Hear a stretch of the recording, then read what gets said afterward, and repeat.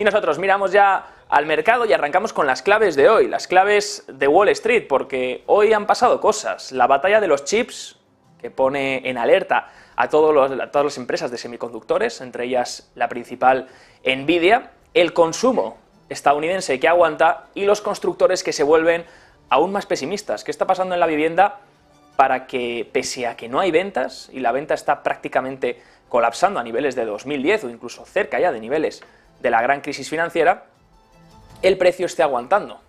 Y los constructores fuesen optimistas, pero los constructores ya no son tan optimistas, al revés, se están volviendo bastante pesimistas. Arrancamos mirando los índices, como siempre en pantalla tenemos los tres índices principales, Dow Jones, S&P 500 y Nasdaq Composite, ambos corrigiendo, ambos en rojo, debido después, desde mitad de la tarde, a medida que poco a poco el mercado se iba preocupando un poco más por esa escalada, ha llegado Joe Biden ya a Israel, a ver cómo se desarrolla todo esto en los próximos días.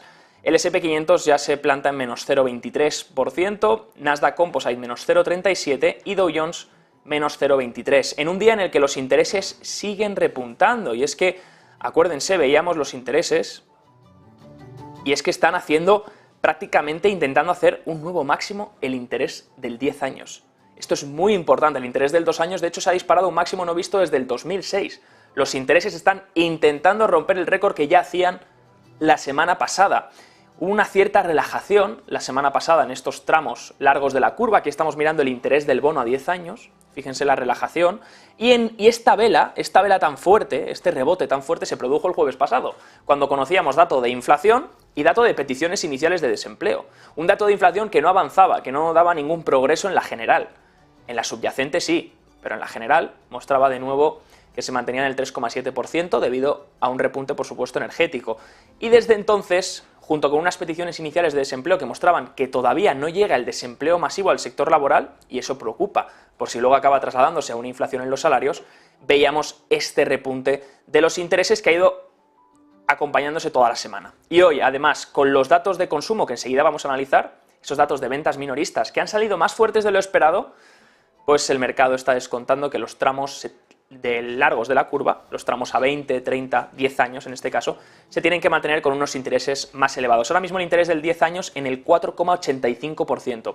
Y de hecho poco es el impacto que está generando sobre el Nasdaq, que apenas cae únicamente un 0,32% en estos momentos, pese a que el interés está casi en niveles máximos de los últimos años. Si miramos la amplitud, como siempre, hoy incluso amplitud positiva, tenemos a estas horas de la tarde, a falta de exactamente 1 hora y 45 minutos para cerrar, hay 4.177 empresas en positivo y 1.880 empresas en negativo, 1.800 empresas bajando. Así que hablaríamos un poco menos, pero casi, una amplitud de 4-1 a nuestro favor. Hay 4 por cada 4 empresas que avanzan, una declina. Una amplitud bastante favorable que, si aguanta, en principio debería apoyar los índices para intentar buscar cerrar por lo menos en tono neutro durante el día, si no hay ninguna novedad más y ninguna noticia que lo impida. Mientras tanto vamos a mirar, porque recuerden, les hablaba de los chips y de lo que ha pasado hoy con Nvidia. Tenemos aquí el gráfico, ponemos Nvidia, el gráfico de Nvidia, que de hecho lleva lateralizando prácticamente desde que vio ese máximo, recuerden, el 24 de agosto de este mismo año.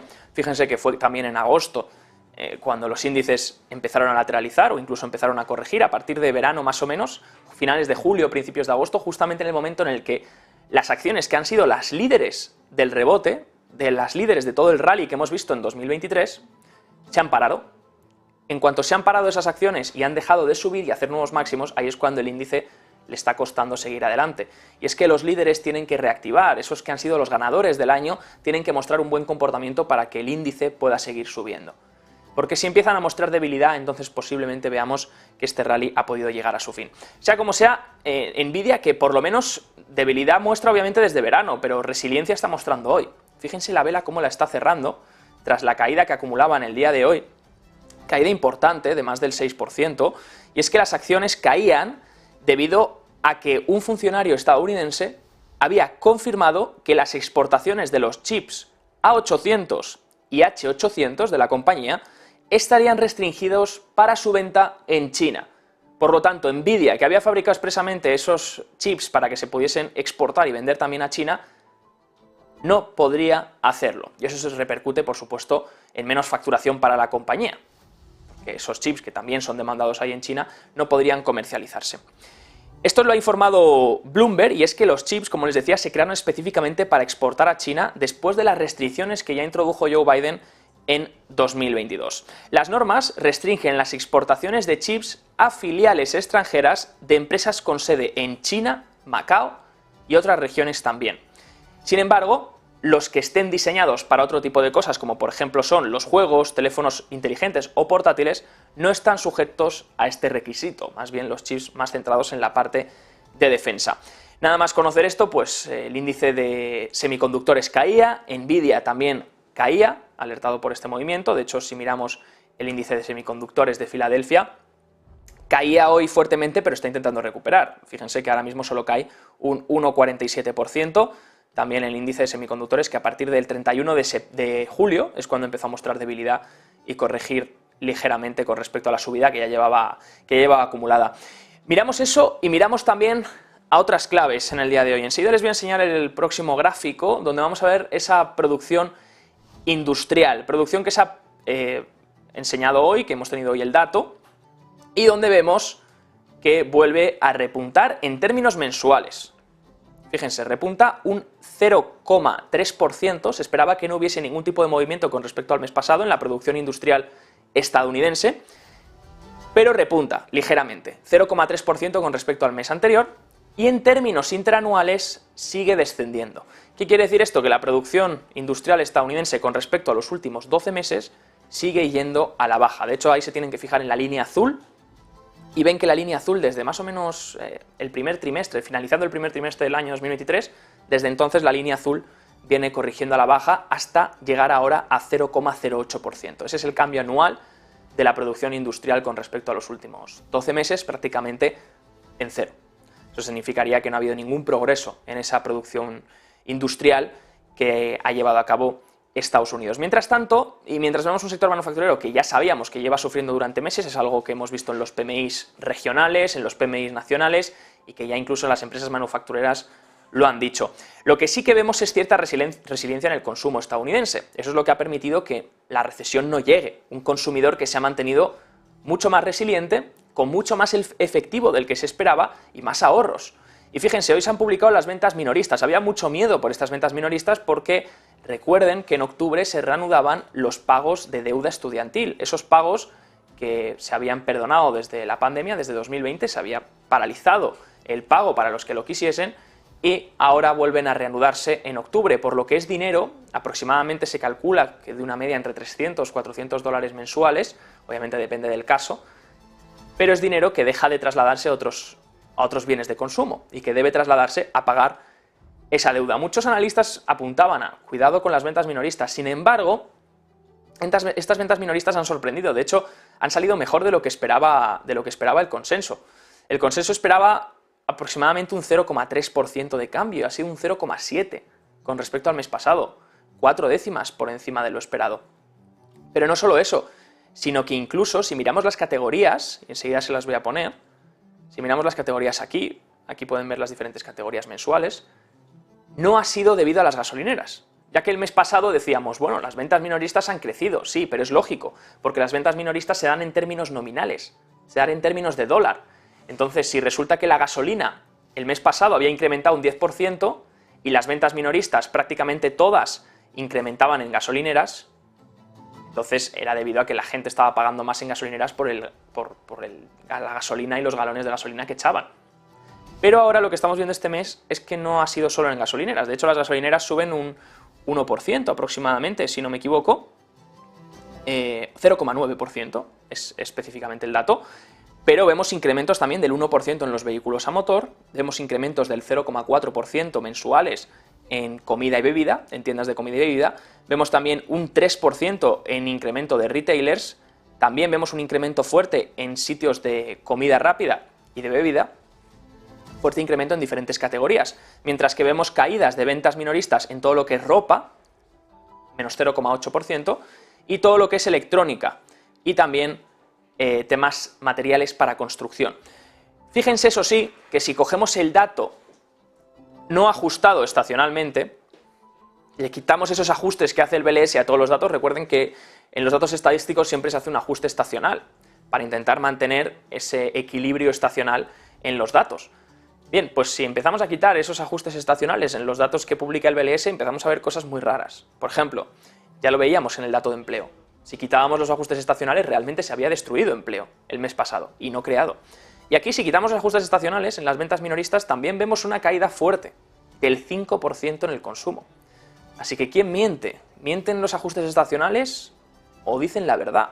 ¿O realmente el consumidor estadounidense está fuerte? Sin duda, deberemos esperar para ver cómo se traslada en otros indicadores y ver realmente la realidad.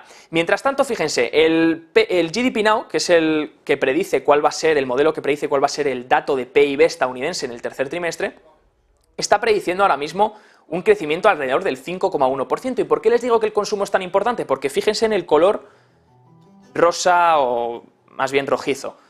2,5 es lo que contribuiría al PIB únicamente el consumo, el PCE.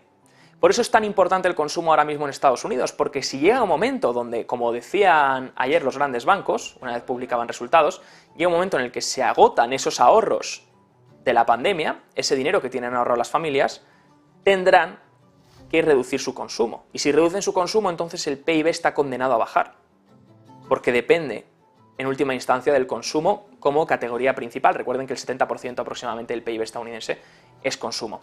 De ahí que con un consumo que todavía se está manteniendo resiliente, se espere hasta un crecimiento del 5,1% para el tercer trimestre del año 2023. Esto estaría muy lejos de todos esos pronósticos de recesión que se daban para este mismo año. De hecho, JP Morgan ha incrementado su estimado del PIB también para el tercer trimestre del 3,5% al 4,3%. Casi un punto porcentual de subida ha hecho JP Morgan al crecimiento estadounidense.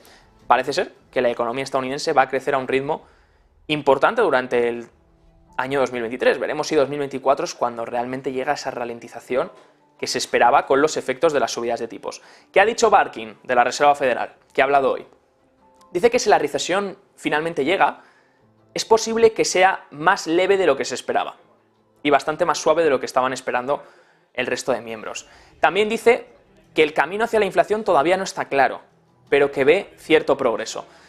Y también que está esperando confirmación de que la economía se está enfriando. Así que una Fed que sigue un poco con miedo por ese posible repunte de inflación, pero que ahora parece ser que se han eliminado los miedos sobre una recesión. Y donde hay más miedos es en el sector de la vivienda.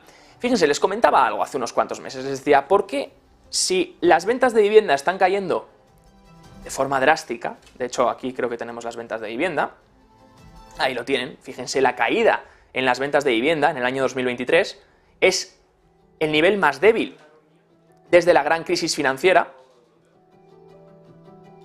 En ese momento, ¿por qué el precio de la vivienda no cae? Si las ventas están cayendo tanto, la demanda está cayendo tanto, ¿por qué el precio no ajusta? Y el precio de hecho subía en los últimos 5 meses. Bueno, se debía principalmente al inventario. Hay poco inventario todavía, por lo que no hay todavía tanta oferta para que ajuste el precio rápidamente. Y eso se aprovechaban también los constructores de viviendas. Fíjense en el rebote que hubo desde inicios de 2022 hasta mediados de 2023. ¿Ven ese rebote antes de la caída? Está marcado en color verde. En color verde. Ese color verde muestra el rebote de los constructores de viviendas desde finales de 2022 hasta mediados de 2023. ¿Por qué rebotaba su optimismo? Esto muestra el optimismo de los constructores, porque decían, claro, si no hay oferta en el mercado y no hay ventas, será posiblemente porque los compradores que quieren comprar no tienen oferta disponible. No hay nadie vendiendo su casa, porque nadie quiere renunciar a la hipoteca que tiene al 3% y coger una nueva hipoteca al 7-8%. Aquí tienen los tipos hipotecarios, casi llegando al 8%. Nadie quiere renunciar a la hipoteca que tiene ya fijada desde hace años al 2-3%. La mayoría de estadounidenses tienen una hipoteca media del 4% aproximadamente fijada. Nadie quiere renunciar a esa hipoteca para tener que coger una al 8%, porque sería impagable. Entonces, ¿qué hacen? No venden todavía. Y en ese movimiento los constructores se habían vuelto muy optimistas, diciendo vamos a construir, y así vamos a vender. Porque de hecho toda la demanda que había, la poca, porque hay poca demanda en estos momentos por los intereses tan altos, la poca demanda que había se iba a la nueva vivienda. Sin embargo, ahora está cambiando y desde verano los constructores de viviendas se están volviendo a volver pesimistas. Parece ser que incluso la falta de inventario no es suficiente para cubrir la demanda, para mantener al mercado a flote. Y ya si encima los constructores nos alertan de una bajada en el sentimiento, posiblemente sea porque estos tipos de interés no son sostenibles para las hipotecas, el índice de asequibilidad para la vivienda está en mínimos y eso significa que no hay prácticamente compradores dispuestos a pagarla. Y cuando toda esa oferta llegue y la gente realmente quiera vender su casa porque lo necesite, ahí es cuando posiblemente los precios ajusten fuertemente. En el momento en el que llegue la oferta, la demanda se note que era mínima y entonces el precio rápidamente ajuste. Recuerden que primero va el volumen y luego va el precio en los ajustes. Y eso parece ser que es lo que podría pasar con estos tipos hipotecarios. Mientras tanto, miramos a otro tema de actualidad y es el presidente Sánchez, que está compareciendo ahora mismo en Moncloa tras la reunión del Consejo